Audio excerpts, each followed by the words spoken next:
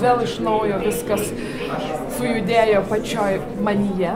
Pamačiau žmonių masę suvažiavusią iš visos Lietuvos ir jeigu pradžioje lyderių laiko 2 projekto pradžioje man rūpėjo daugiau viena savivaldybė, nes aš atstovavau ir dirbau tada Skuodo savo savivaldybė ir man buvo labai svarbus projektas, aš jo prasme tada jau mačiau, kai būriau komandą, darbo komandą šitam projekte ir jaučiau, kad tai yra labai svarbu, kad iš to gali išaugti, kad tikrai mokykloje įvykti gali kokybinis pokytis ir kad jo reikia ir kad šitam projekte susijungia grandis, kas ko gero ne kiekvienam projekte būna, tai yra valdžia, politikai, mokytojai, mokiniai, visi vadovai ir tai yra labai svarbu. Kartu diskusijos kartu, kalbėjimasis, priėmimas sprendimų,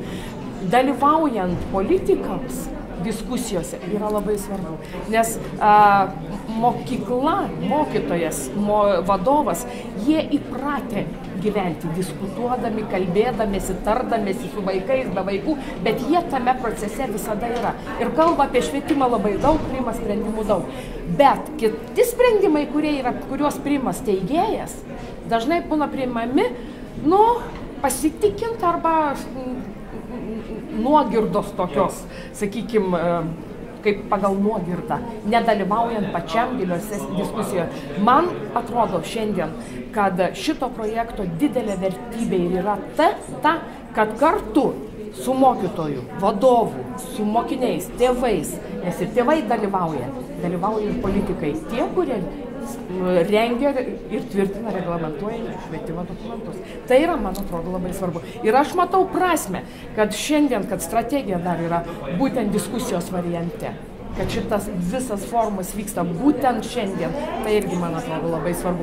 Vadinasi, galim tikėtis, kad dokumentas bus ne tik dėl to, kad reikalingas patvirtinti dokumentas, o jis bus tikrai gilus, jis tikrai bus išsvarstytas, jis bus žmonių, švietimiečių, visų susitarimo rezultatas. Aš manau, kad tai yra labai svarbu. Kaip galėtumėt palyginti lyderį prieš 20 metų mokykloje, jau nepriklausoma Lietuvoje ir dabar? Koks jis yra? Ar jis yra šiek tiek kitoks? O gal ir lyderiai visi yra tie patys, mes tik truputėlį senstelėjom ir nieko daugiau nevyko? Mes senstelėjom, tie, kurie buvom lyderiai, tie šiandien esam, bet yra labai daug jaunų žmonių.